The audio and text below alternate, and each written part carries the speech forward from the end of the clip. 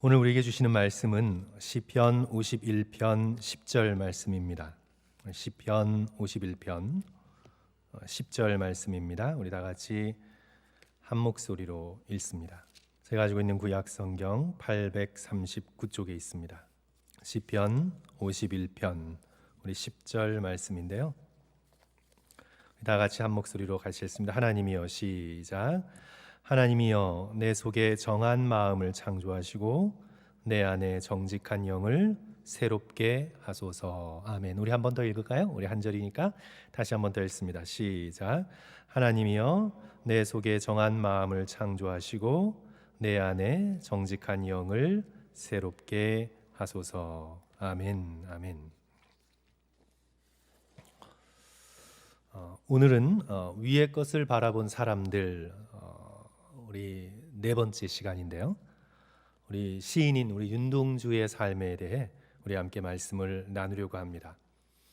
우리 시를 좋아하지 않는 사람도 한국인이면 누구나 윤동주의 서시를 알고 있습니다. 우리 죽는 날까지 하늘을 우러러 한 점 부끄러움이 없기를, 잎새에 이는 바람에도 나는 괴로워했다. 성도 여러분, 여기서 아멘은 못 하시더라도 그래도 마음속에 하고 이렇게 감탄을 하셔야 합니다. 우리 시를 좋아하지 않으셔도 정말 이 식구는 우리 한국 역사상에 정말 너무나 놀라운 식구이지요. 윤동주는 사실 대한민국의 국민 시인입니다.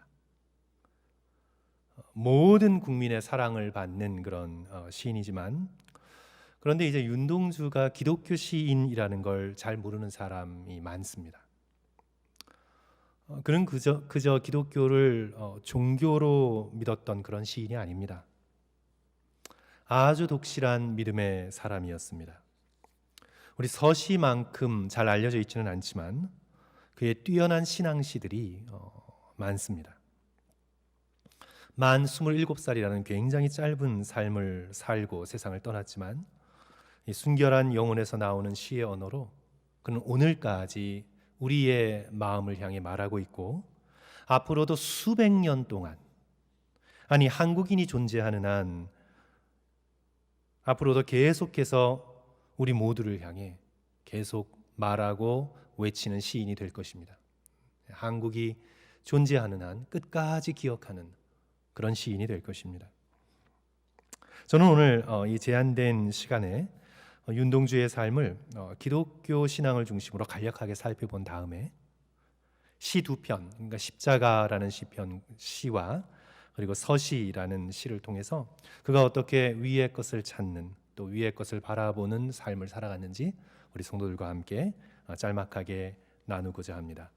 우리 윤동주는 1917년 12월 20일 우리 만주 길림성 화롱면 명동촌에서 태어났습니다. 우리가 북간도라고 부르는 두만강 건너의 땅인데요.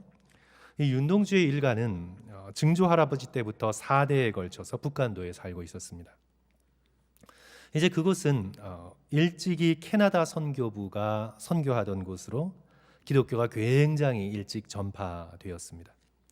이 윤동주가 태어날 때는 이미 3대째 기독교 집안이었습니다. 그러면서 그는 태어나면서부터 유아 세례를 받고 기독교 신앙으로 교육받으면서 자라게 됩니다. 이 할아버지가 윤하현인데요. 인품이 아주 뛰어나신 그런 장로님으로 그 지역에서 칭찬이 굉장히 자자했던 그런 분입니다. 그리고 외삼촌은 전국적으로 알려진 김약연 목사님인데, 전국적으로 알려진 이 북간도의 대통령이라고 불릴 정도의 뛰어난 민족 지도자였습니다. 이름은 이제 그 김약연 목사님이 훨씬 더 알려졌어도 사실 인품에 있어서의 영향력은 우리 윤동주의 할아버지인 윤하연 장로님이 훨씬 더 영향력이 컸다고 합니다. 그런 아주 뛰어난 기독교 집안에서 윤동주는 태어나고 자랐습니다. 윤동주는 이 상급 학교에 진학 자격을 얻기 위해 잠깐 다닌 중국인 소학교와 용정의 광면학원을 제외하고는 모두 기독교 학교를 다니게 됩니다. 그 당시에 기독교 학교가 그렇게 많지 않았는데요. 그래도 모두 기독교 학교를 다니게 돼요. 일본에 유학 가서도 기독교 학교를 다니게 됩니다. 그래서 그는 이제 민족 교육과 함께 이제 신앙 교육을 받으면서 학창 시절을 보내게 됩니다. 명동 소학교에 6년 전부 기독교 학교였습니다. 용정 은진중학교 3년 기독교 학교였습니다. 그리고 우리가 잘 아는 평양 숭실중학교, 이제 숭실학교죠, 1년 그 기독교 학교죠. 그리고 대학은 이제 서울 연희전문학교 4년, 연세대학교의 전신이죠. 다 기독교 학교입니다. 성도 여러분, 저기 지금 보여주는 사진에서 윤동주가 어디 있는지 대강 아실 것 같으세요? 어떻게 해야 되나요? 그러니까 얼굴이 좀 제일 밝게 빛나게 처리된 좀 이렇게 갸름한 윤동주고요. 그 옆에 있는 분이 나중에 이제 목사가 되는 문익환 목사입니다. 같이 이제 평양 숭실학교에서 동창이었어요. 그래서 같이 학교를 다녔고, 그 앞과 옆에 있는 분은 잘 모르겠어요. 그래서 윤동주가 바로 제가 볼 때 왼쪽 끝에 보이시죠? 그래서 이 숭실중학교 시절부터 기독교인 친구들을 많이 만나게 되고, 특별히 이제 연세대학교의 전신인 연희전문학교 시절에 굉장히 중요한 선배들, 그리고 교수님들, 그리고 동창들을 만나게 됩니다. 윤동주의 일생에서 가장 중요했던 시기가 바로 이 연희전문학교를 다녔던 4년의 시간이었는데, 이때 가장 뛰어난 시들이 쓰여지게 됩니다. 기독교의 신앙이 윤동주에게 얼마나 큰 영향을 미쳤는지는 그가 처음으로 17살 때 시를 짓거든요. 그 시에 잘 나타나 있습니다.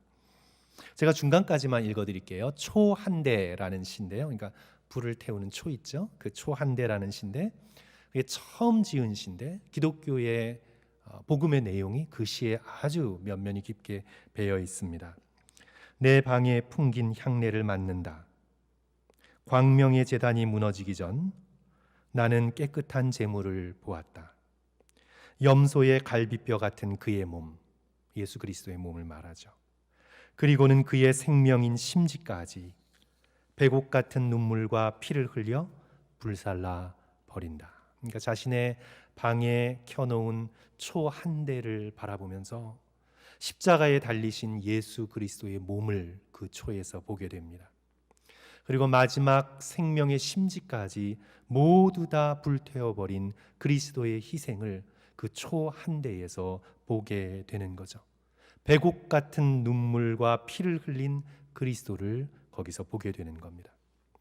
굉장히 깊은 신앙의 시예요. 17살 때 지은 시인데, 그의 이런 깊은 신앙이 결국 아주 빼어난 기독교 시 가운데 하나인 십자가라는 시로 이어지게 되고, 그리고 별 해는 밤이라는 시로 이어지게 되고, 결국은 서시로 이어지게 됩니다.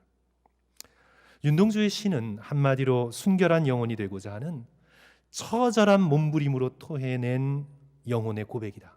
그렇게 정의할 수 있겠습니다. 그가 이제 연희전문학교 4년의 과정을 졸업하고 일본 유학을 계획하게 되는데, 이제 일본 유학을 왜 계획하게 됐는지의 동기에 대해서는 분명하지 않아요. 나중에 이제 체포되어서 취조하는 과정 가운데 그가 일본 유학을 계획하게 된 것은 바로 조선의 독립을 위한 것이었다는 것이 이제 가까운 친구인 송몽규와 함께 이제 취조를 받으면서 그 취조문에 드러나게 됩니다. 하지만 이제 윤동주는 자신이 왜 일본으로 유학 가려 했는지에 대해서 주변에서 말을 하지는 않았어요. 그러나 그가 조금 더 어떤 깊은 학문을 공부하고 싶은, 그 당시에 조선보다는 일본이 훨씬 더 서양 학문에 개방적이었기 때문에 그가 그런 영문학을 비롯해서 그런 여러 문학을 통해서 문학적인 소양을 더욱 키우기 위해서 물론 그가 유학을 했지만, 그 취조 과정 가운데서 그가 정말로 일본에 가서 유학을 했던 이유는 그가 조선의 민족의 독립을 위하여 자신이 더욱더 뛰어난 지식인이 되고 교양인이 되는 것, 그것의 목적이 있었음을 이제 나중에 알게 됩니다.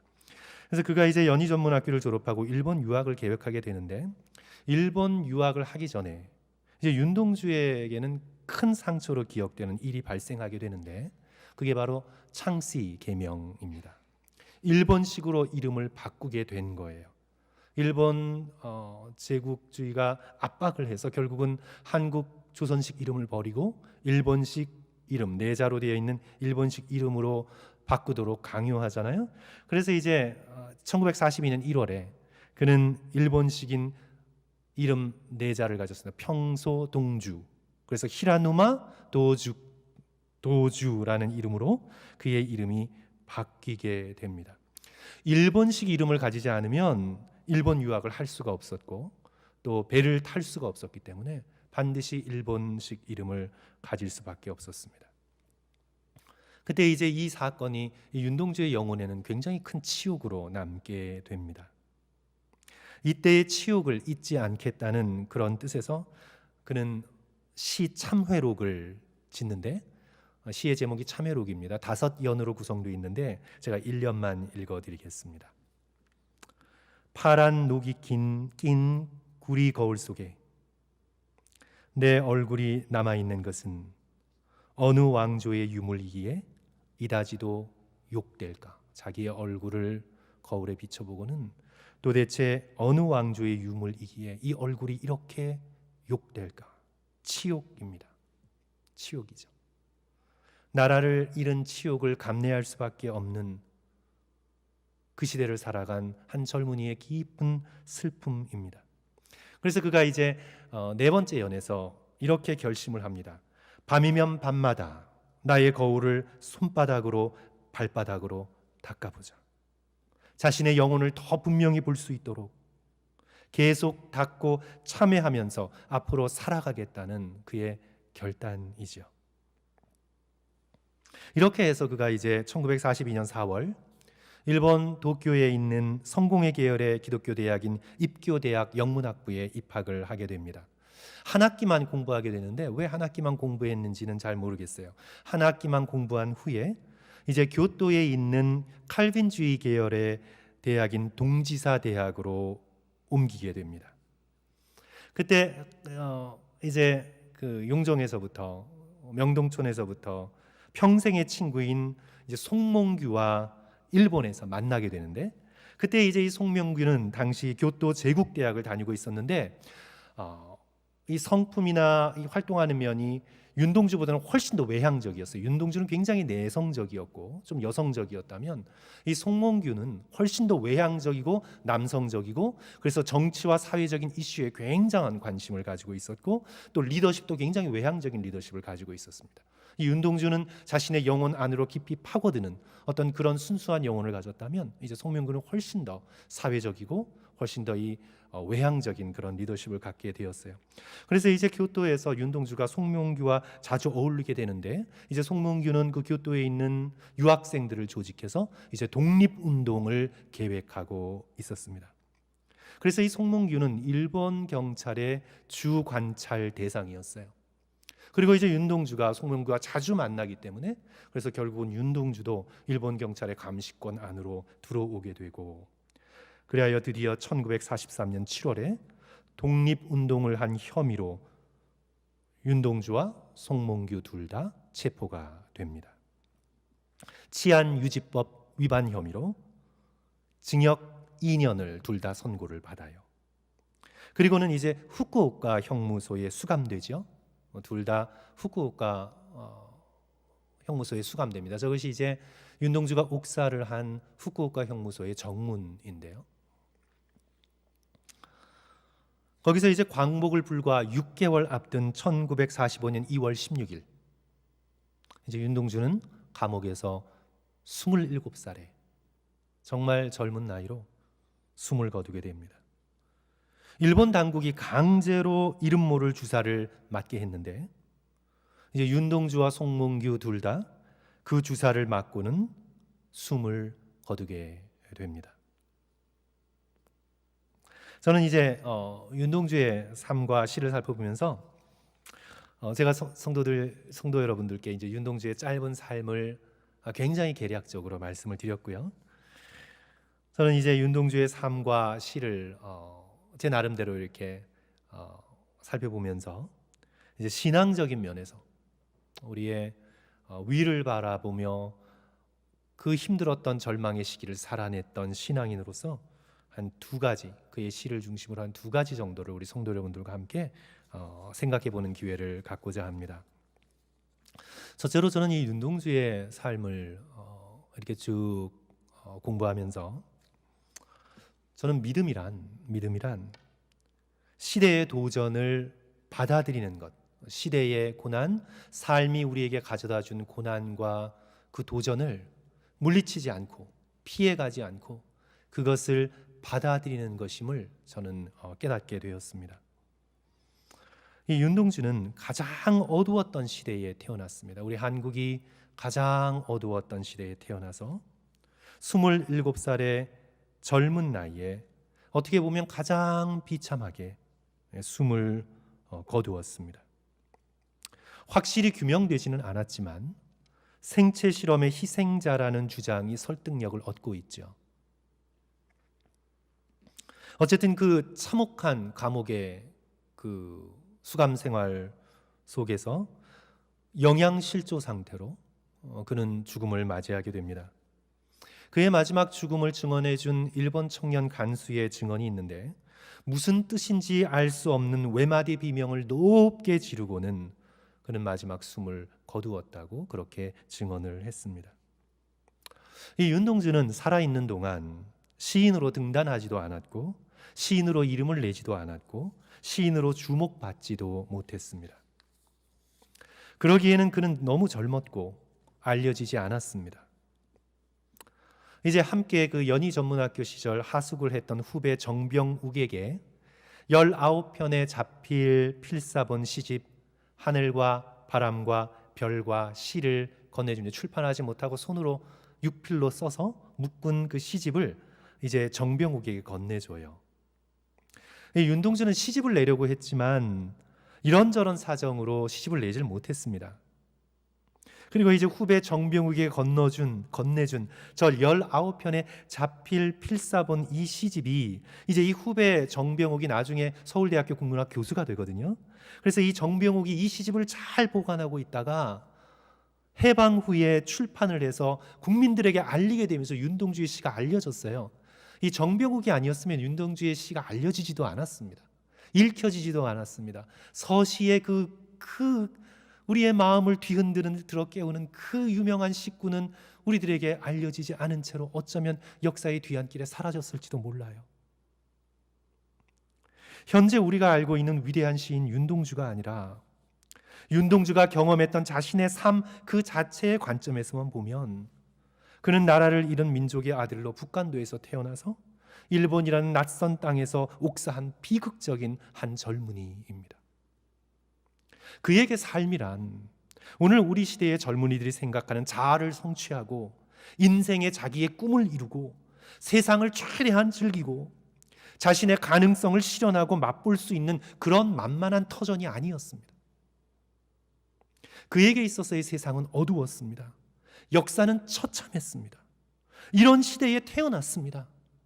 자신이 선택한 게 아닙니다. 삶이 자기에게 주어졌습니다. 역사의 무게가 자신의 두 어깨에 떨어졌습니다.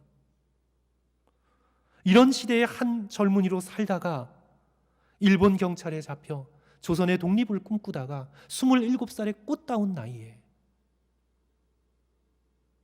그는 생체 실험의 대상자가 되어서 비참하게 옥사하게 됩니다.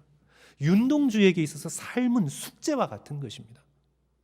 자아실현 사치입니다. 그에게 삶은 살아내야 하는 것이었습니다. 시대가 가져다준 시련과 고난이라는 숙제를 윤동주는 피해가지 않고 요리조리 피해 다니지 않고 자신의 운명으로 받아들이며 그대로 통과해 나갑니다. 윤동주의 삶에 대한 이런 태도가 바로 그의 십자가라는 빼어난 시에 기독교 시죠. 기독교의 시 가운데 가장 뛰어난 시가 아닐까 저는 그렇게 생각하고 싶은데 이 십자가라는 시에 너무나 잘 나타나 있습니다. 1941년 5월 연희전문학교 졸업반일 때 그가 지은 5개의 연으로 주어진 그런 시인데요. 제가 시를 좀 잘 못 읽어요. 그런데 성도 여러분들께 그래도 어쨌든 읽어 올리겠습니다. 쫓아오던 햇빛인데 지금 교회당 꼭대기 십자가에 걸리었습니다. 첨탑이 저렇게도 높은데 어떻게 올라갈 수 있었을까요? 종소리도 들려오지 않는데 휘파람이나 불며 서성거리다가 괴로웠던 사나이 행복한 예수 그리스도에게처럼 십자가가 허락된다면 모가지를 들이우고 꽃처럼 피어나는 피를 어두워가는 하늘 밑에 조용히 흘리겠습니다. 그러니까 시인은 그게 광화문 쪽인지 어딘지 그 어느 곳에서 교회 첨탑 꼭대기의 십자가를 바라보았습니다. 그리고 그 첨탑 꼭대기에 햇빛이 떨어지는 것을 목격했습니다. 그리고 그 십자가에 달린 그리스도 예수를 생각했습니다. 하지만 윤동주에게 있어서 십자가는 그저 예수 그리스도의 십자가만이 아닙니다.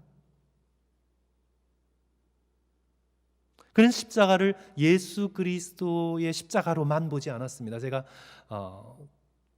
우리 고난주간 새벽 기도 때 말씀드렸는데 우리에게 십자가는 두 개죠. 예수 그리스도의 십자가, 내가 달려야 하는 십자가.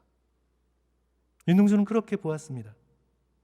그래서 자신에게 허락된 십자가로 보았습니다. 그래서 자기도 모가지를 들이우고 그리스도처럼 피를 흘리겠다고 결심합니다. 흘리되 떠들썩하게 흘리겠다는 게 아니라 아주 조용히 흘리겠다고 결심합니다. 십자가를 자신의 인생의 숙명으로 받아들이겠다고 결심합니다. 24살의 나이에. 성도 여러분, 우리 여기서 제일 젊으신 분이 몇 살이세요? 24살의 나이에 그가 그렇게 십자가를 바라보고 역사의 운명과 자기 삶에 드리워진 그 고난의 도전을 피해가지 않고 그대로 가겠다고 결단합니다. 사랑하는 성도 여러분, 오늘 우리가 사는 이 시대는 그것이 미국 땅이든 아니면 한국 땅이든 상관없이 오늘날의 이 시대는 자신의 삶의 경험이 전부인 시대입니다. 내가 이 삶을 살면서 경험하고 있는 것, 경험할 수 있는 것, 또 경험해야만 하는 것, 그것을 위해 살고 있습니다. 그것은 페이스북이나 또는 인스타그램이나 또는 어떤 사진이나 비디오를 만들어서 내가 경험한 것을 사람들에게 알리고 다른 사람이 경험한 것을 부러워하면서 왜 나는 저런 경험을 못하는 거야? 그런 경험을 해야지 하면서 경험을 만들기 위해 자신의 모든 것을 쏟아부으면서 인생을 살아가도록 부추기는 세상 한가운데에서 오늘날의 젊은이들이 살아가고 있습니다. 인생이란 어떤 좋은 경험을 최대한 할 수 있는가?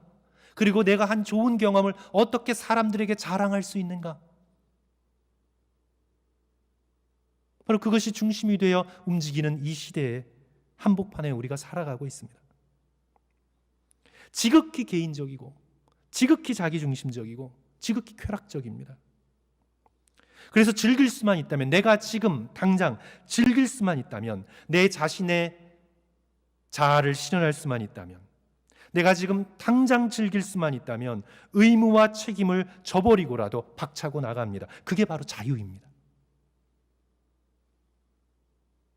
가정도 박차고 나갈 수 있고, 내가 뭔가 느꼈으면 가정도 박차고 나갈 수 있고, 한 번뿐인 인생인데 즐겨야죠. 도덕, 그거 사회적으로 굴레 씌운 것이니까 과감하게 박차고 나가고, 심지어 남녀의 구별, 그거 뭐가 중요해요? 그냥 박차고 나가고. 지금 내가 여기서 feel good 할 수 있다면, 내가 지금 좋게 느낄 수 있다면 단 한 번뿐인 인생 최대한 즐겨서 죽어야 된다.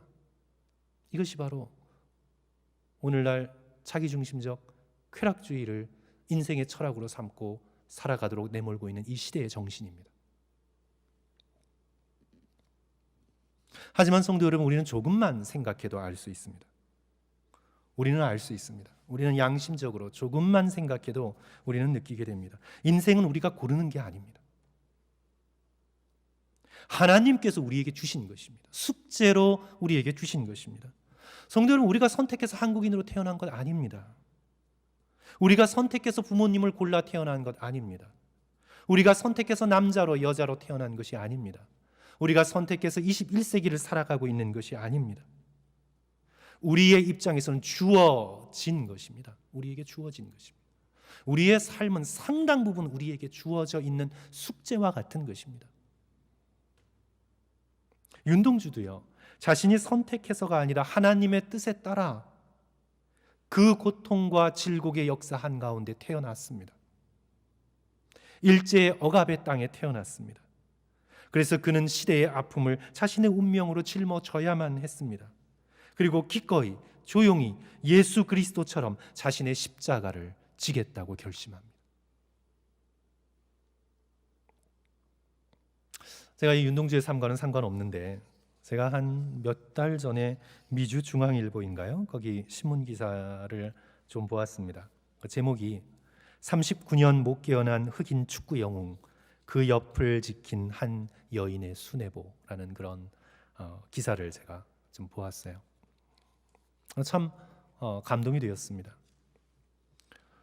이 흑인 축구 선수가 이 무릎 십자인대 파열로 수술을 했는데, 그 당시에 그렇게 크게 어렵지 않은 수술이었는데, 수술 후에 깨어나지를 못하고 혼수 상태로 몇 년이요, 성도 여러분? 39년. 39년. 아내는 백인입니다. 39년. 아마 대부분의 사람이었다면 떠났을 것 같아요. 자기 자아 실현하러 떠났을 것 같아요. 그리고 주위에서 이제 가망이 없으니까 안락사를 하자, 절대로 안 합니다.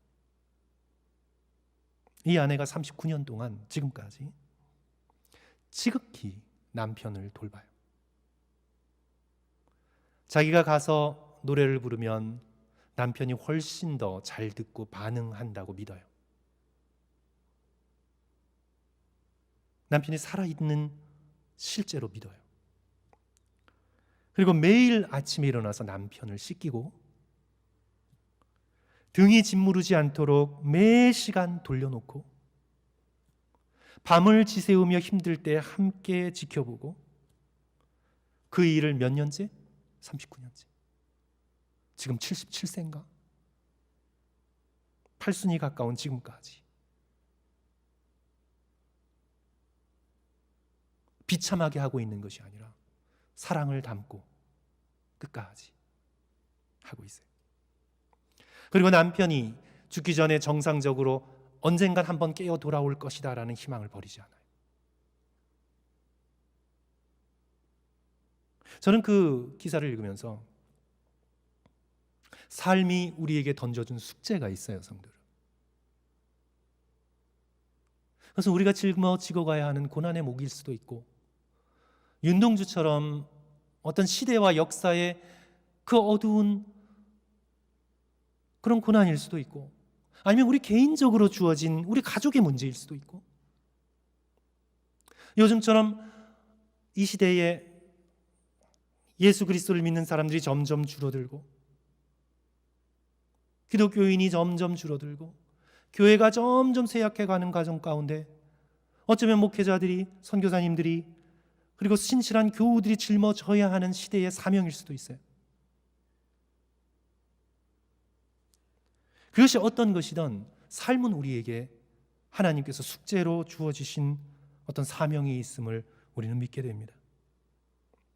삶이 던져준 숙제를 윤동주는 사랑하는 마음으로 조용히 다 받아들입니다. 저는 이 윤동주의 27살의 짧은 삶을 살펴보면서 우리 모두 자아 실현, 사람들의 인정, 그리고 좀 더 잘 즐기고 경험하는 삶, 그래서 다른 사람들과 비교하면서 나는 왜 이러지? 하는 그런 삶보다 우리가 눈을 들어 하나님께서 우리에게 맡겨주신 삶의 숙제를, 십자가를 지는 마음으로 더욱 충성스럽게 감당해낼 수 있는 저와 성도들 되시기를 주님의 이름으로 간절히 축원합니다.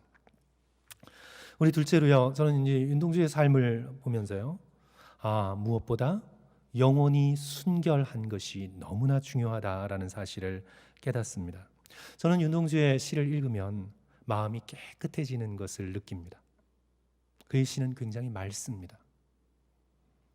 추운 겨울 아침 정신이 번쩍 뜨게 만드는 그런 깨끗함이 그의 시에 배어 있습니다. 그의 시를 보면 그의 영혼이 너무나 순결하고 깨끗하다는 것을 그 시를 보면서 느끼게 됩니다. 서시가 그렇죠, 성도 여러분. 죽는 날까지 하늘을 우러러 한 점 부끄러움이 없기를, 잎새에 이는 바람에도 나는 괴로워했다. 부끄럽지 않은 삶을 살고자 잎새에 이는 그 얄팍한 바람에도 영혼이 떨며 괴로워했습니다. 이 시를 읽으면 성도 여러분, 저 자신의 영혼은 너무도 탁한데 윤동주의 영혼은 너무도 맑고 깨끗한 것을 느낄 수가 있어요.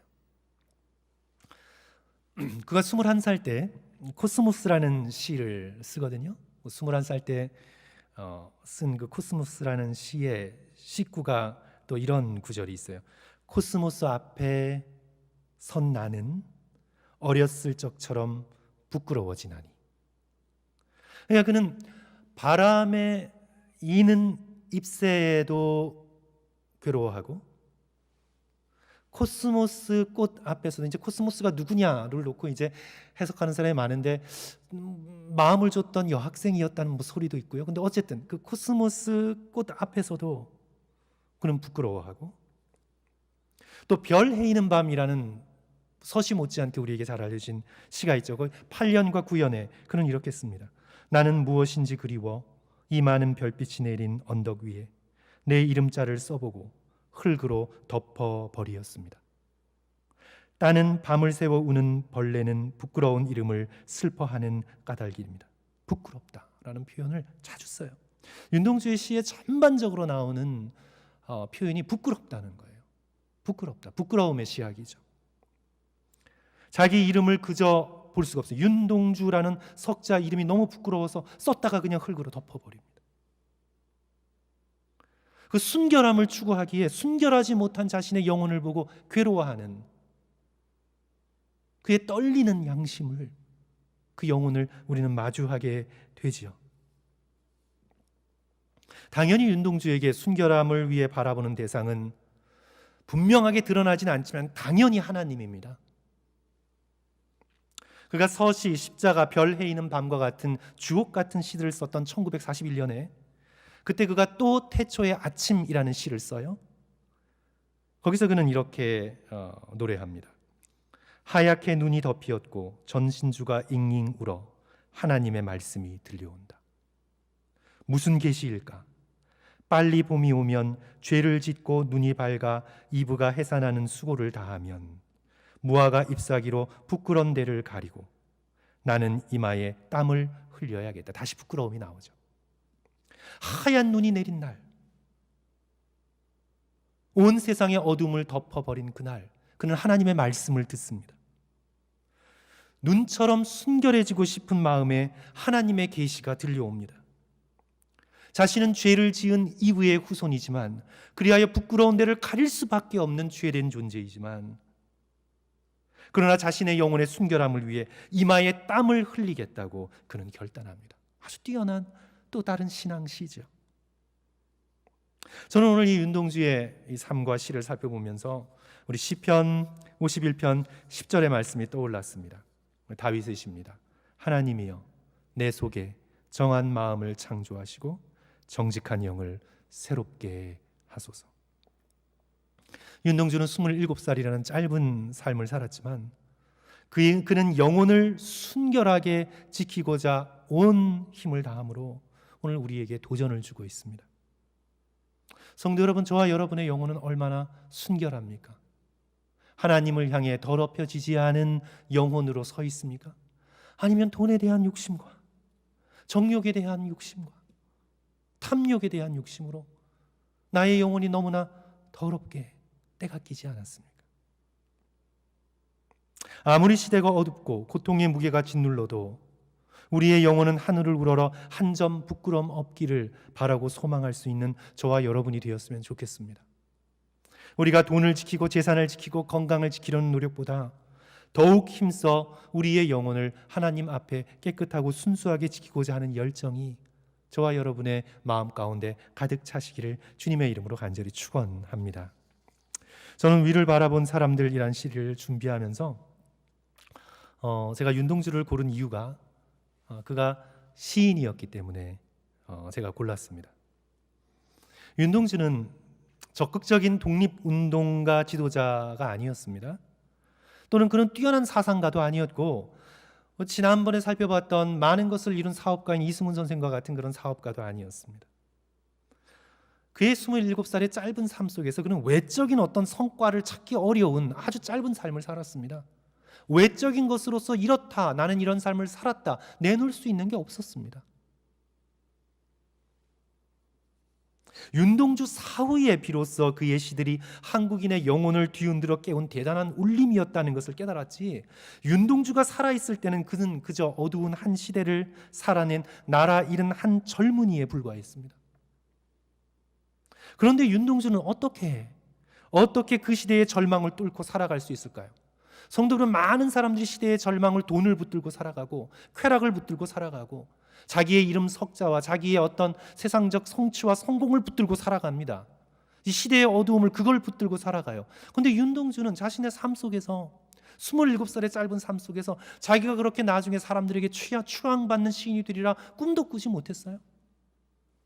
그런데 그가 살아간 시대적인 어려움, 그 절망, 그 질곡은 굉장히 깊고 어두웠는데 그가 어떻게 27살의 그 삶을 살아가면서 그의 영혼을 누구보다도 순수하게 지키며 그렇게 살아낼 수가 있었을까요? 바로 시의 능력입니다. 바로 언어의 능력입니다. 이것이 바로 시의 파워입니다. 우리 많은 사람들은 시와 이런 것들을 별거 아니게 생각하지만 윤동주가 한 시대를 살아낼 수 있었던 것은 바로 그의 시의 언어의 능력,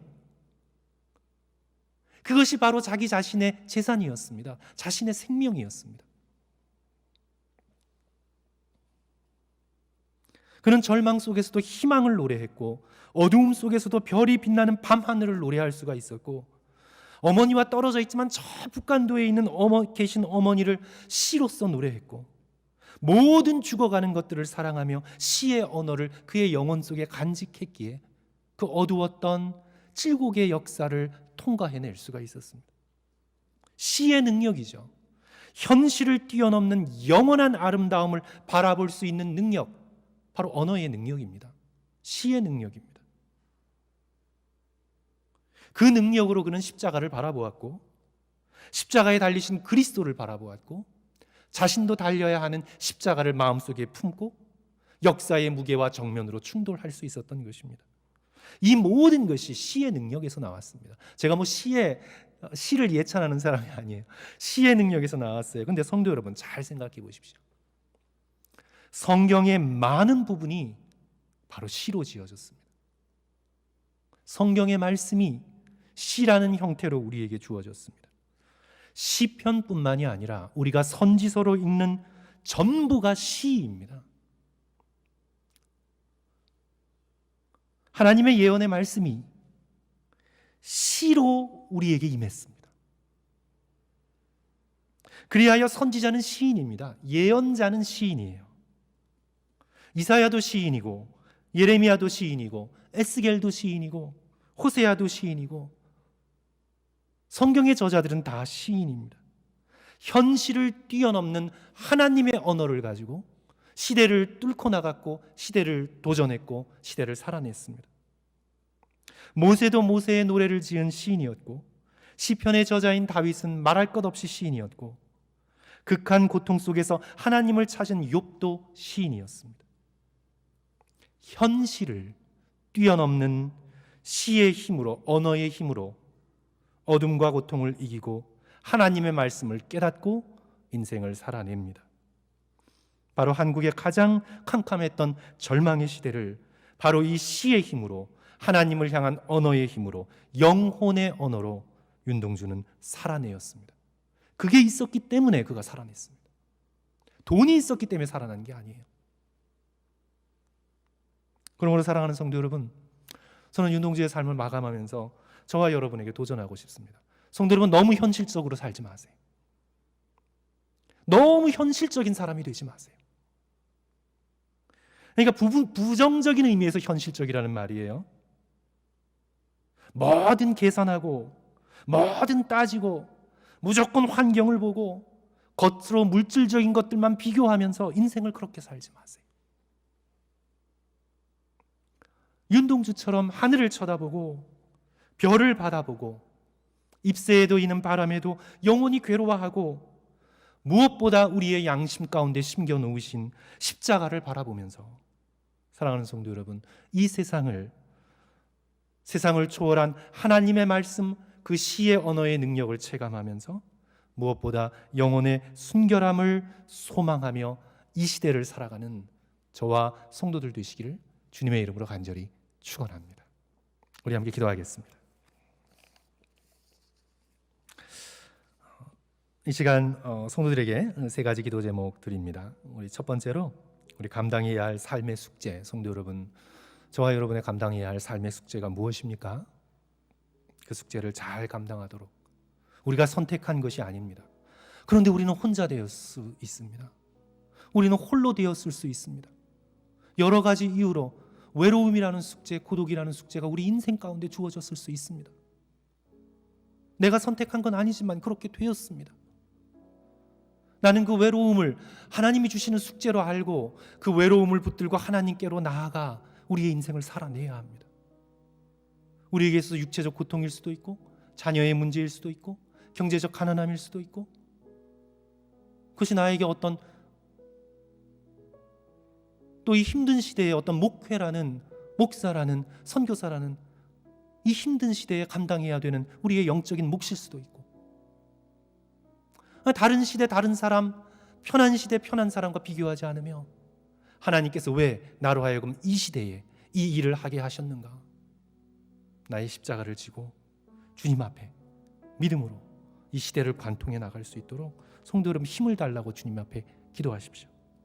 두 번째로 고난 속에서도 십자가를 바라보도록, 세 번째 하나님을 바라보는 우리의 영혼, 우리의 시의 언어, 하나님의 말씀의 언어, 그 언어를 우리의 영혼이 간직하여 우리의 영혼이 늘 순결할 수 있도록 성도 여러분 이 세 가지 기도 제목 우리 기억하시면서 우리 다 같이 한 1, 2분 정도 우리 열심으로 함께 기도하시고 제가 축도함으로 오늘 예배 마치겠습니다. 우리 다 같이 기도하겠습니다. 사랑과 은혜가 많으신 주님, 우리 윤동주의 27살이라는 짧은 삶을 저희들 함께 살펴보면서 아버지, 저희들에게 주시는 주님의 놀라운 도전과 아버지여 주님 삶의 무게를 느낍니다. 주여 주님 앞에 나아가 아버지여 주님 저희들이 주께서 허락하신 삶의 숙제 살아낼 수 있도록 도와주시고, 아버지여 우리 홀로 된 성도들 한 사람 한 사람 기억하여 주시고, 주께서 함께 나가 위로하여 주시고, 아버지 그 아픔과 슬픔을 마음속에 담고 아버지여 주님 삶의 숙제를 해나가며 아버지여 주님 앞에 살아